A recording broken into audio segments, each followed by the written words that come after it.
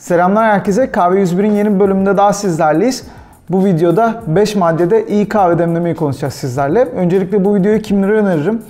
Kahve hobisine evde yeni başlayacaklara öneririm.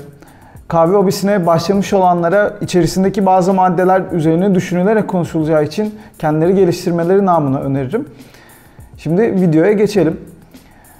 5 maddede iyi kahve demleme dedik. İlk önemli maddemiz bizim taze kahve seçmek.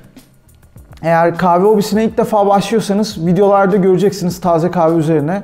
Hem bazen yanlış anlaşılabilen bir konu hem de bazen bilinmeyen bir konu. Genellikle pazardaki ticari kahvelerde üretim tarihini değil SKT tarihini görebiliyoruz. Taze kahveden bizim kastımız bu pakette de videoda gözükecektir. Üretim tarihini görmek, yani kavrulma tarihini görmek. Bu kahve özelinde konuşursak 3 Ekim'de kavrulmuş bir Kenya kahvesi bu. Bizim kahvemiz. Bu ne demek oluyor? Üretim tarihini görüyorsak eğer biz artık belli bir periyotta ise taze kahve olduğunu bilebiliyoruz ürünün. Bu sebeple paket kahve alırken mutlaka SKT tarihine değil üretim tarihine bakmanızı tavsiye ederim. İkinci madde, bu tazelik hakkında devam ediyoruz konuşmaya. İkinci madde de bununla alakalı. Taze kahve demek, çok taze kahve demek her zaman iyi kahve demlemek değildir diye maddeledim bu ikinci maddeyi. Bu ne? İlk defa hobiye başlayanlar genellikle bu tarz videolarda ve benim ilk önerimde olduğu gibi taze kahve demlemeyi tavsiye edince bu sefer günlük hatta saatlik kavrulmuş kahveler aramaya başladıklarını gördüm müşteriler arasında. Böyle bir şey bayağı, eğer kavurmahane sizin dibinizde değilse mümkünatsız diyebiliriz sevkiyat meselesinden dolayı. İkincisi, neden çok taze kahve demek iyi kahve demek değildir her zaman? Bunu birazcık açalım. Öncelikle nitelikli kahve alıyorsanız evinize eğer, her çeşit tek yöre kahveye farklı kavurma profilleri uygulandığını duymuşsunuzdur zaten. Hem benim kanalımdaki videolarda olsun, hem başka kanaldaki videolarda olsun, hem de bloglarda olsun. Bu kavurma profillerini çok kaba tabirle genellersek eğer, açık kavurma, orta kavurma ve koyu kavurma diye çok geniş başlıklara ayırdığımızda her kavurma stilinin kendine özgü bir gaz salınım süreci dediğimiz, İngilizce'de internette de rast gelmişsinizdir, degas veya degassing süreleri var. Bu ne? Kahveyi kavurduğumuz zaman ciddi miktarda karbondioksit açığa çıkıyor kahvede ve bu karbondioksit kahve çok tazeyken yeteri kadar çıkmadığından dolayı, çıkış sağlamadığından dolayı kahvede kuru, ekşi tatlar bırakabiliyor. Bundan dolayı kahvenin lezzetini gölgeleyebiliyor. Karbondioksit salınımı yeterli olmadığı zaman kahvede. Peki kavurma profilleriyle ne alakası var bunun? Şu alakası var. Açık kavurma kahvelerin gaz salınım süreleri daha uzun olabiliyorken daha koyulaştıkça kahveler nispeten görece de dahil olmak üzere koyuya doğru daha kısa gaz salınım sürelerine doğru gidebiliyor. Yani emin olduğunuz, böyle çok açık kavrulduğuna emin olduğunuz bir kahve 3 haftada, hatta 3,5-4 haftada çok iyi lezzet performansına ulaşabiliyorken daha orta kavrulmuş bir kahve birinci haftasında, hatta 5. gününde bile daha iyi bir lezzet performansına ulaşmış olabiliyor. Veya daha da koyu kavrulmuş bir kahve 3-4 günde gaz salıp böyle belki 2. 3. haftasında artık iyice lezzetlerini yitirmeye başlayabiliyor. Bunun en büyük sebeplerinden bir tanesi, kavurma esnasında ne kadar açık kavurursanız kahve çekirdeğinin hücre yapısı çok bozulmaya uğramayacağından, daha robust bir yapıda olacağından dolayı kabaca anlatırsam, bundan dolayı da gözeneklerinden karbondioksit çıkışı daha geç ve zor oluyor. Ne kadar da koyu kavrulursa tam tersi isteyeceğinden süreç, hücre yapısı daha çok bozulacağından, gözenekler daha çok açılacağından, bundan dolayı da karbondioksit çıkışı daha kolay oluyor kahvelerde, kabaca böyle söyleyebilirim. Ne yapmalısınız? Eğer stabil bir veya birkaç kavurmahaneden alıyorsanız ve o kahvelerin kavurma profillerine artık aşinasanız, deneye zaten göreceksiniz kahveler kaçıncı haftasında en iyi performansına ulaşıyor ve bunu ne kadar sürede koruyor. Peki birinci maddeyle biz bu konuyu birleştirirsek nereye varmamız lazım? Taze kahve olmasına önem verelim dedim. Üretim tarihini gördük. Mesela bizim kahvelerimizden örnekleyecek olursam, genellikle ben 1-1,5 hafta minimum süre önersem de kahvelerimiz 2 ila 3. haftasında en iyi lezzet performansına ulaşıp iyi saklandığı takdirde de 1,5-2 ay lezzet ömrünü koruyabiliyor. Genel bir piyasada bir bilgi var. Tam 1 ay sonra kahve bayatlar diye. Bazı kahveler için evet, bazı kahveler için hayır.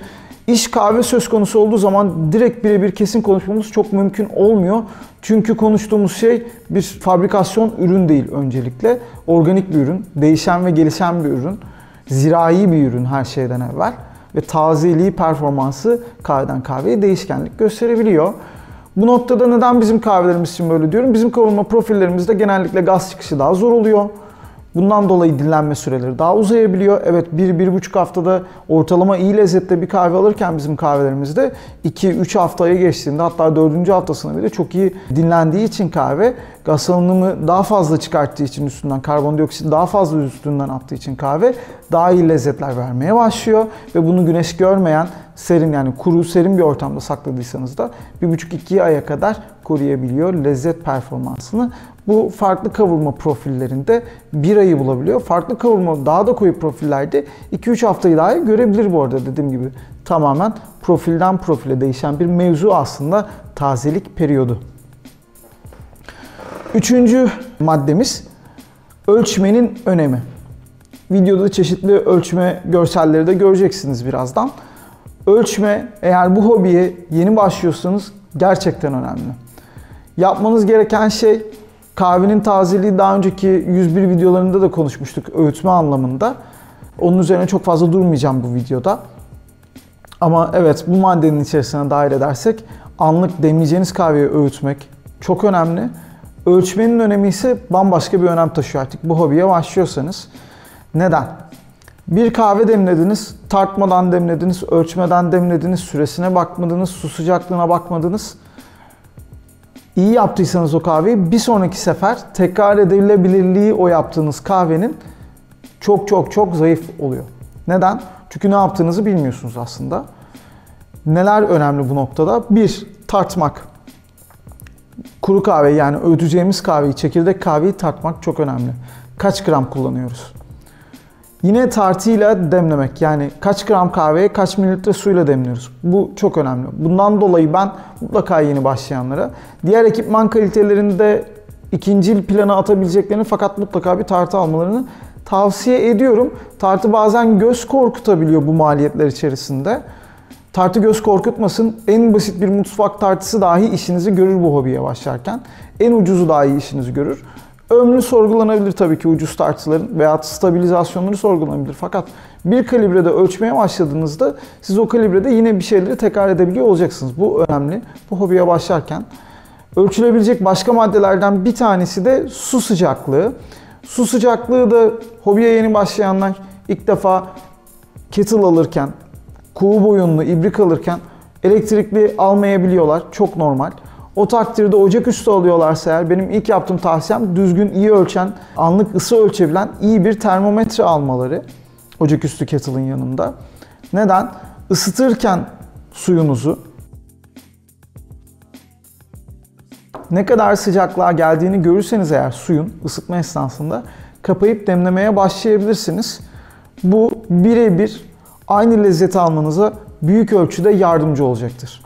O sebeple kettle'ın yanına mutlaka bir termometre tavsiye ediyorum ben. Bu demlemeleri yaparken de tartının yanında mutlaka bir kronometre kullanmanızı tavsiye ediyorum.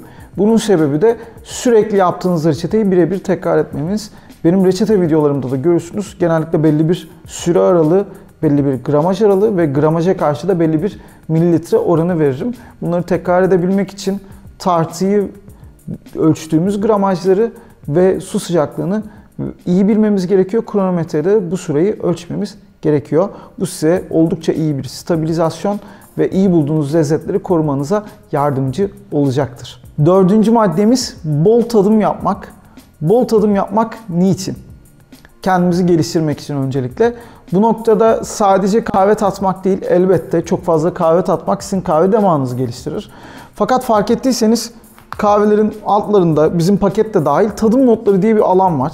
Orada çeşitli meyveler, işte çeşitli çay notaları, tatlı notalar, işte ne bileyim gevreksi notalar, baharatsı notalar, kuru yemiş gibi notalar yazar. Bu nedir? Genellikle bu soru çok geliyor ilk hobiye başlayanlarca veyahut kahve dükkanlarında görüp sadece içenlerce bunun içerisine siz kum kat mı koydunuz? İşte bunun içerisine limon şurubu mu var? Veyahut işte limon ektin, limon attın gibi bir soru mu gelebiliyor. Değil. Kahve çok kompleks bir içecek ve ürün ve aynı zamanda aslında bir meyvenin çekirdeği. Yani kahve aslında bir meyve. Kahve kirazı adı verilen bir kirazın çekirdeğini tüketiyoruz biz içecek olarak. Ve içerisinde birçok çeşit organik kimyasal kompozisyon ve uçucu koku molekülü barındırıyor kahve. Bundan dolayı özellikle de açık kavurduğunuzda çeşitli meyve notalarına veya çeşitli kompleks notalara sahip olabiliyor. Hem koku moleküllerinden dolayı hem organik kimyasal yapısından dolayı. Bunları anlamamız için bol bol tadım yapmamız gerekiyor. Bu bol tadım ne peki? Kahve tadım çarkı yazabilirsiniz Google'a. Tasting wheel yazabilirsiniz Google'a. Önünüze çıkacak birkaç çeşit tadım çarkı olacaktır. Bunlardan biri Specialty Coffee Association'ın verdiği tadım çarkı. SCA veya SCA Tasting Wheel diye görürsünüz Google'da. Onun dışında Counterculture Coffee'nin ürettiği bir tadım çarkı var. Hatta arkadaşlarımızdan Cihan Nul Coffee de zamanında bunu Türkçeleştirmişti. İzinli bir şekilde Counterculture'dan. Onu da bulabilirsiniz Türkçesini internette. Son zamanlarda Coffee Mind isimli bir eğitim ve araştırma laboratuvarının ürettiği bir Aroma Wheel adını verdiği bir koku kartı var. Kahve özelinde yapılmış. Onu bulabilirsiniz. Burada gördüğünüz üzere aradığınızda birçok çeşit kahvenin içerisinde bulunan notayı göreceksiniz. Şimdi bunları kahvede almak bol kahve içmekle olmuyor arkadaşlar. Bunları kahvede almak için hepsini tükettiğinizi düşünüyorsunuz. İlk başta benim için de öyleydi. Fakat biz bunları aslında düşünerek tüketmiyoruz ve koku tat hafızamıza yeteri kadar kaydetmiyoruz aslında bunların kokularını ve tatlarını. Yani gözümüz kapalı baktığımızda onun tadımı, kokusunu çok iyi algılamıyoruz çünkü çok fazla üzerine düşünmüyoruz. Bol tadım yapmak bu demek. O tadım çarkında bulunan portakalsa portakal, kum katsa kum kat, vanilya ise vanilya, muzsa muz. Düşünerek tadım yapmanız benim en büyük tavsiyem sizlere. Bol kahve tabii ki tadın. Olabildiğine çeşitli kahve tadın. Olabildiğine çeşitli fermentasyonlar, işlemler görmüş kahveleri yan yana tadın. İnanılmaz bir şekilde kahve damağınızı geliştirecektir. Fakat aynı zamanda tadım çarkında olan ne varsa hem koklayın hem tadın. Ve bu tadı da aldım, ısırdım, bitirdim değil kesinlikle. Öncelikle bir koklayın. Kabuğunu koklayın bu meyvenin, bir meyveyi tüketiyorsanız eğer o an. Kabuğunun dahi aslında dokusunu ve kokusunu almak için bir damağınızda da bir götürün. Bir gezdirin dilinizde. Nasıl bir dokusu var? Çünkü uçucu aromatikler sadece ön burun tarafından değil, arka burun yani retronazal bölge diye geçen yerden de algılanır ve ikisi birleştiği zaman lezzet oluşur. Tat ve koku birleştiği zaman lezzet oluşur. O noktada ciddi bir bilinç atlaması yaşarsınız. Tat ve koku hafızanıza bu tarz meyve sebzeleri kazımakta lezzet olarak. Sonrasında meyveyi ısırın, sululuğunu ölçün, o meyvenin damaktaki yoğunluğunu ölçün, damağınızda bıraktığı yapıyı düşünün yerken ve sululuğu düşünün yerken. O meyvenin meyve ise yine asitesini düşünün veya diğer ürünlerse yine damağınızdaki yoğunluğunu düşünün. Bu sizin tadımcılığınıza çok büyük katkı sağlayacak ve başlangıçtan itibaren lezzet anlamında algınızı çok iyi bir şekilde geliştirmeye başlayacak ve çok iyi bir şekilde eğitmiş olacaksınız. 5. Son maddeye geldik. Hatalardan ders çıkarma. Genellikle hatalardan ders çıkarma olayını bu hobiye başlamış ve biraz ilerlemiş kişilerde törpülenmeye başladığını görüyorum muhabbetlerimde. Genellikle kötü kahve demledikleri zaman çoğu kimse içmiyor. Bu aslında hatalı bir şey. Neden hatalı bir şey? Hatalarımızı da tadarsak biz yanlış kahvenin nasıl bir lezzete sahip olduğunu görürsek iyi kahve ile kıyasladığımızda bizim iyi kahve algımız aslında daha çok gelişecektir. Atıyorum sadece kötü kahve demlersek ve o kötü kahveyi bir kıstasımız yoksa iyi kahve babında kötü demlediğimiz kahve bizim için ana lezzet olacaktır ve biz onu iyi zannetmeye başlarız. Bu fazla demlenmiş bir kahve olsun veya az demlenmiş bir kahve olsun fark etmez. Ama hem iyi kahveyi hem de kötü demlenmiş kahveyi yan yana içtiğimizde veya sıra sıra içtiğimizde o zaman biz artık fazla demlenmiş bir kahvenin nasıl tada sahip olduğunu veya az demlenmiş bir kahvenin nasıl tada sahip olduğunu ve o kahve özelinde iyi demlenmiş bir reçetenin nasıl tada sahip olması gerektiğini çok daha iyi algılarız. Bundan dolayı bu hobide ne kadar gelişirseniz gelişin. Hatta isterseniz kahve profesyoneli olun ki benim en çok sevdiğim şey hatalı kahveleri de içmek hala. Çünkü onların nasıl tatlara sahip olduğunu, nasıl kokulara sahip olduğunu, nasıl lezzetlere sahip olduğunu devamlı olarak tadıyor oluyorum ve ondan kaçmam gerektiğini ve atıyorum bir yanlış yaptığımda nereden anlamam gerektiğini çok daha iyi anlıyorum ve sürekli buna kalibre ediyorum kendimi. Yani kötü tatlara kalibre olmak da iyi tatlara kalibre olmak kadar önemli ki iyi kıstasımız bizim için daha kesin bir düzlemde, daha kesin bir bağlamda yer alsın. Ne kadar ilerlerseniz ilerleyin, hatalarınızdan ders almaktan vazgeçmeyin diyorum. 5 maddede evde iyi kahve demlemeyi konuştuk sizlerle. Umuyorum faydası olmuştur. Beğendiyseniz beğen butonuna basmayı, eğer abone değilseniz abone olmayı ve faydalı olduysa da başka kahve sever arkadaşlarınızla bu videoyu paylaşmayı unutmazsanız çok sevinirim. Bir sonraki videoda görüşmek üzere.